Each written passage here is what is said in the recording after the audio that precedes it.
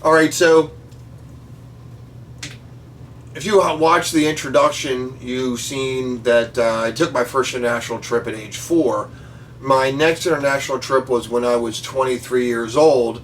My mother began going back to Panama about once a year so she could visit her mother. My grandmother, on my mother's side, I never really had a close relationship with because she was back in Panama. But she knew who I was.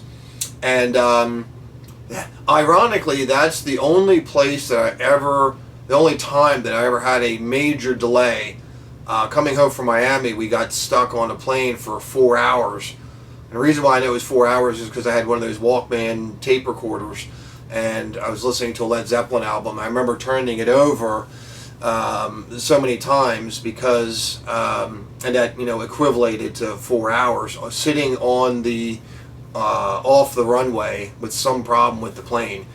And since then, I've taken dozens of flights and never had any other issues. But in 1993, I went to Panama and had a good time. Was not into photography at all at that time, and just whatever pictures I took were, of course, were amateur and nothing. I always thought it was cool and thought I'd love to do it, but never really had the motivation or drive. And then in my 20s, I began going to Canada with a friend of mine on fishing and hunting trips, and I went to Canada a total about I think about 12 times. Altogether, I've been out of the country 36 times. I've seen 21 countries and 6 continents. Antarctica is the last one, and fingers crossed that will happen in the next year. Stay tuned for that. So I did a lot of travel to Canada in my 20s, and I always just loved travel. Travel is not about, it's about an adventure. And there's nothing better than touching down and walking out of that airport, or it's just kind of like your own, it's your own thing. It's your own adventure. It's your own treasure hunt, if you will. But I never really started traveling until I was around 40 years old. But my first international trip outside of the country, because I did have about 10 years there. I became a father and was married. And it was after my boy was born, shortly thereafter my ex-wife decided she did not want to be married. And I realized that I was 40 years old and I had one more chance to see the world. And so I did pick up a camera at right around age 40, and about 2 or 3 years later I became a photographer for a children's photography company that went to schools, daycare centers, and you do pictures in the morning and then still pictures in the afternoon. And I did that for about 8 months, and I was doing actually very well with it. And I had one weekend off, and I was looking at I think I was just on Facebook, and a pop-up came up for Roger Waters, the last leg of the 3-year tour in stadiums in Europe, the stadium tour, performing The Wall live. This was about 2013. And I thought, I've always wanted to go to another country and see a concert. And so what would be cooler than that? So I looked at the schedule, and the last show was in Dublin, Ireland. And I said, I'm going. That's it. That's the one I'm going to do. My father's family is originally from Ireland. His grandfather and grandmother came over on Ellis Island, at Ellis Island. So there was a little bit of a connection there, but mainly I just thought Ireland was really cool. It was not too far away, was not too expensive. So I booked that for September of 2013, and I think I paid $750 or $800 for the flight. Prior to that, I had met up with a guy from Ireland that was working here at a furniture store, and we were talking, and I said, yeah, I would love to see Ireland, and he said, oh, the people are great, and women are beautiful, and I think you would really enjoy it. And I said, well, the cost, I mean, what's a motel over there cost? He said, well, you stay in hostels, that's a cheap way to go. And laugh, if you will, I did not know where the hostel was at age 40. I had never even heard of it, didn't see the movie. I had to have him explain it. And I thought, well, why? I didn't even believe it almost. Came home, did a Google search, and I'm like, wow, this is actually a whole big thing in Europe. This is totally cool. So I decided to stay there. And so late September, I traveled to Ireland, and I had booked everything that I wanted to do, I did myself. And most places you go to, except for places where there are dangers outside of a resort, such as Mexico or Jamaica or Dominican Republic, if it's not that, then you can book it yourself, including the Middle East. The Middle East is extremely safe. I'm going to come back to that later with subsequent videos down the road for that. But Ireland, I was able to book my hostel that afternoon before I even left. I had that booked.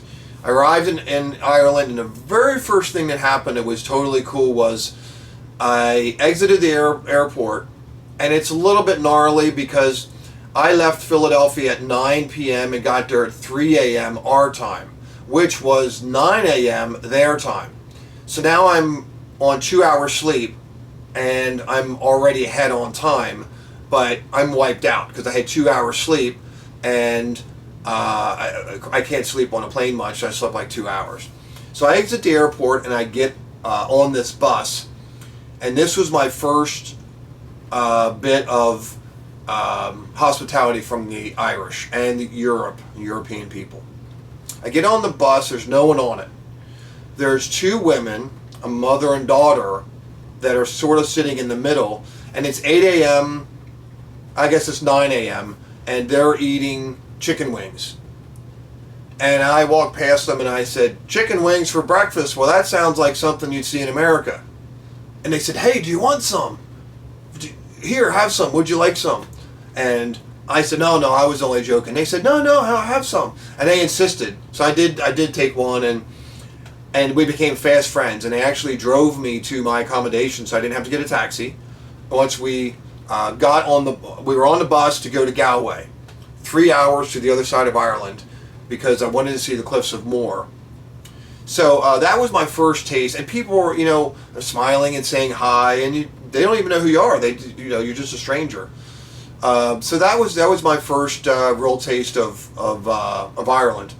So the next day, I booked a bus ride, which was about $20 US.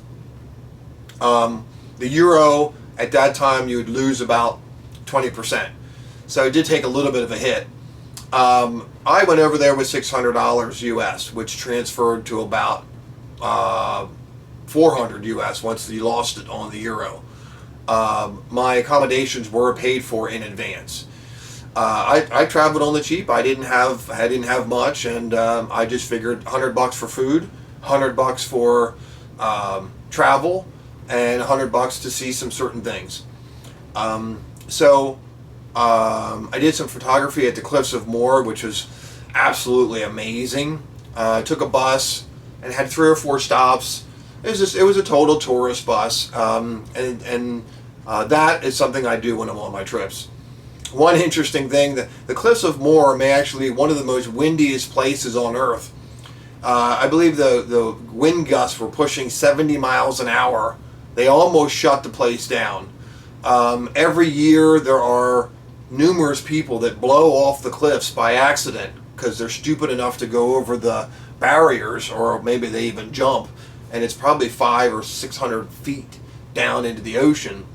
So there was an Asian lady that got blown over and was literally blowing like tumbleweed on the ground, and you may see this in the video that when I put the raw digital video on my YouTube channel here. Cliffs of Moher were amazing. I did some great pictures there. Stopped at an Irish pub and had good dinner. Made it back and had a good night's sleep. The next day I got on the bus and headed back to Dublin. And there my accommodations was the famous St. John Gogarty's in Temple Bar. Highly recommend this. It's a hotel and hostel. I paid $20 a night for the rest of the time I was there. I was there for about 7 days, I guess. Immediately, I made friends with people in the hostel. There were 8 young men that were there from Croatia. And there'll be a shout out to them on my Facebook page because I'm still friends with several of them. We were sitting around. They said, well, what brings you here and everything? And I said, I'm coming here to see the Roger Waters concert in 3 days. And they were like, whoa, they thought that was the coolest thing. And they said, I would have loved to have seen Pink Floyd. Now, they're 18 years old. And I said, well, guys, I've seen Pink Floyd twice in 1994. And they about fell off their chairs. And then we started comparing music. And they just totally loved American music. And they thought I was some kind of rock and roll icon because I've seen so many concerts and I've seen so many iconic tours, none prior to 1988, but for their age group, just the thought of, they were asking me what it was like to see Pink Floyd, and of course I did that when I was younger. So we became really great friends, and at the end of the week, about, I guess it was maybe 3 or 4 days later, we ended up on the rooftop with a bottle of rum and some food that we grabbed downstairs and from the little restaurant that was down there. We ended up talking about politics and life and women and had a great time. We actually then went to 2 other pubs, had a great time, and I'm so great friends with them on Facebook. And that's where I've realized this is what travel is all about. And social media, although it has its flaws, has its ways of staying connected to those people that you have those amazing connections with. So I did some street photography there, and that started to make me wonder, I wonder if I could tie in my photography with this travel. It was just a great adventure for me. I really did not initially have any other ideas of where I wanted to go. It was a one-off thing. But eventually the Roger Waters concert came around, and of course he was doing the 30th anniversary of Pink Floyd The Wall, and I had purchased my ticket prior to prior to going, and I was tickled to realize how great my ticket was. I was literally 10 rows from the stage, right at center. And if you look behind me, you'll see a Led Zeppelin poster and a Roger Waters The Wall poster. And I'm just a huge Pink Floyd fan. And I walked into that arena. Prior to that, I don't drink much. I know I mentioned about the bottle of Captain Morgan, but they were doing the drinking more than I was, those guys. I don't like the feeling of being drunk or hungover, but I don't mind, getting tuned in a little bit. And downstairs in the pub, they were playing some Pink Floyd, Wish You Were Here, and a couple other ones they played just prior, because there was a couple other people that were going and stuff. And there were 3 sisters that were there, and they bought me a couple Jack and Cokes because I had some Jamesons, and Guinness just wasn't for me. So I got tuned in pretty good and got on the train and got down there. And next thing you know, I'm standing 10 rows from the stage at the wall, a 150-foot wall, just prior to the show, within a half an hour. And I thought to myself, how blessed and amazing I have it that I can do this. Because just a few years before, I was broke, heartbroken because my wife decided she didn't want to be married, had a young son, and things just sucked. But I realized that there are moments in time where you have to seize the day. Huge fan of Dream Theater, huge fan of Mike Portnoy, who has Carpe Diem on his arm, that his grandmother on her deathbed said, seize the day, Carpe Diem. And I will tell that to you also. If you think that you can travel in 10 years when you have your life together and everything is perfect, you may have already failed. Because I know people that thought that and 5 years after that they were in the ground. Tomorrow may never come. You may get bogged down with illness or family or whatever. So I had a golden opportunity to travel, and I began to do it. And my photography became a way to show people this, and also for people to say, wow, this guy's been to several places. So it was after the Roger Waters concert was off the hook. I can't even tell you. It was the greatest concert I'll ever see. One of the greatest moments of my life. And when I went back to the Irish pub, and I sat there and was just like, oh, I've just seen the greatest concert of my life, and now I'm here at this. It was sort of like this come down off this high, this natural high that I can't really explain. And I just went and sat upstairs on the rooftop by myself and thought, there's really something to this. This has been a life-changing trip.